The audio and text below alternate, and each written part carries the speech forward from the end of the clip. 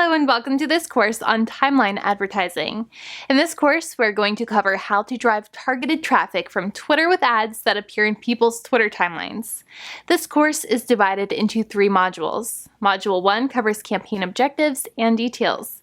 Module 2 covers ad groups and targeting. And Module 3 covers creating the actual ad itself and launching the campaign. By the time this course is over, you'll know how to effectively create and launch Twitter ad campaigns for your business. So without further ado, let's dive into the first module. Okay guys, welcome to Module 1. In this module, our expert will be teaching you about campaign objectives and details. So get ready to take some notes and let's jump right in. Okay, so here we are on the Twitter dashboard. We're going to come up here to Create Campaign. Click Start Over. And let's talk about these Twitter campaign goals. Now, campaign goals or objectives, you'll notice, are taking over advertising platforms.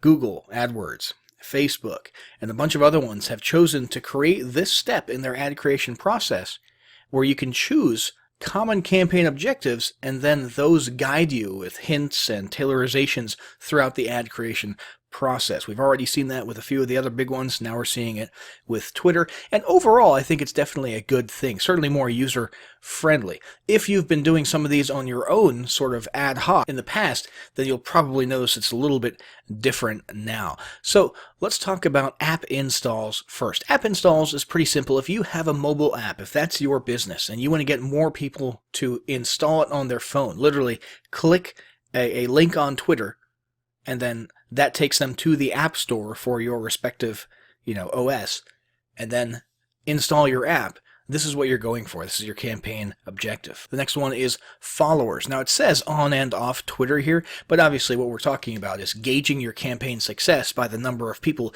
who end up following your profile on Twitter. And that's pretty powerful, especially if in addition to your advertising, you also do a lot of organic promotion or organic content on Twitter, and you want to increase the range of that organic reach. Increasing your followers with paid ads is a good way to do that. And tweet engagements. This is a good one to go after if your primary concern is interaction with other Twitter users on Twitter. If you want people interacting with your brand when you tweet. So we're looking at retweets. We're looking at comments, likes, that sort of thing. Those will be what you're measuring the success of these campaigns by.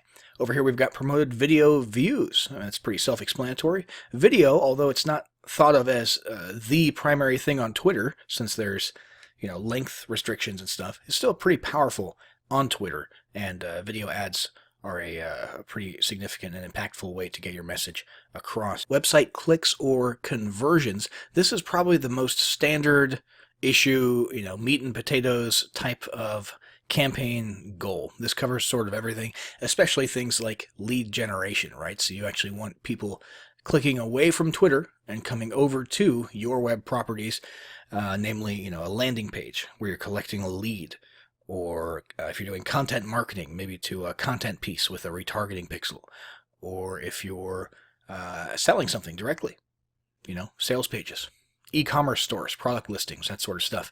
All of that is going to come here, and my guess is somewhere around 60-70% of those of you who are watching this video are going to be relying on this one somewhat heavily. App re-engagements. So the app is already installed on their phone, and you want them to click on a Twitter ad that reminds them to log back in and use it.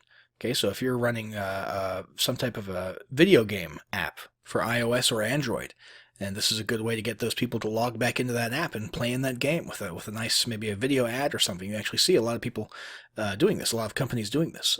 What's that one? Clash of Clans is doing that type of thing with ads all the time.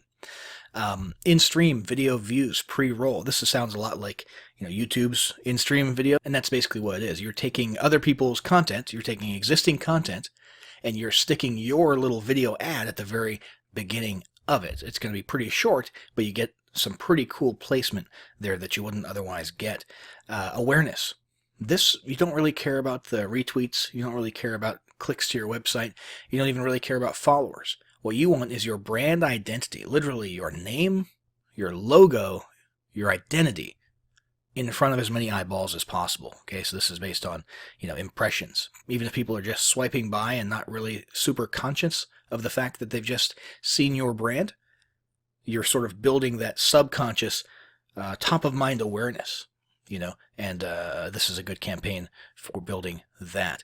So now let's go ahead and click on followers. Let's say that we're trying to build a follower campaign so that we can increase our organic reach without having to pay for ads on Twitter. All right, and how it works, this is a little explanation of how things work. You're going to promote your account to build an engaged audience. You're only paying for the followers you gain. So it doesn't matter what type of engagement you get on this post. We could get, 100 retweets and likes and comments and all that good stuff, clicks to our website, pretty much anything. And we're not being billed for any of that. So that's all just extra, That's all just gratis. What we're paying for is just people who click and follow our profile on Twitter. So this is pretty sweet if that's your primary goal. And you've got all the basic stuff here. You've got your campaign name. You've got a start date. You've got an optional end date.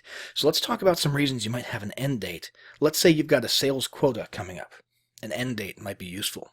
In fact, an end date in conjunction with accelerated delivery, which will spend your budget faster and try to get your ad in front of more eyeballs in a more frequent and quick way.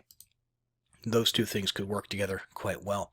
If you've got a live event coming up, an actual physical live event that's happening on a specific day, well, obviously, that's got to end at some point, preferably a few days before the event. So that would be a good time to utilize an end date for your campaign, as well as accelerated delivery. A product launch where you've literally just got a 7-day window. That would make sense to have a start and an end date, and maybe even an accelerated delivery, okay? But most people are probably just going to let ads run evergreen, most brands on Twitter, because it's a part of their actual, day-to-day life, their day-to-day advertising. Then we've got, daily budget. And then we've got total budget, which is optional.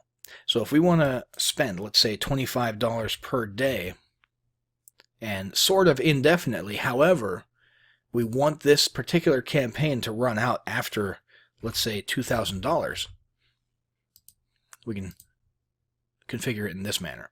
So after however many days, this will eventually grind to a halt when we hit our total budget, and then we can sort of stop and breathe and look back at the campaign to see how it performed and whether or not we want to change things up a little bit, start a new campaign, use a different approach.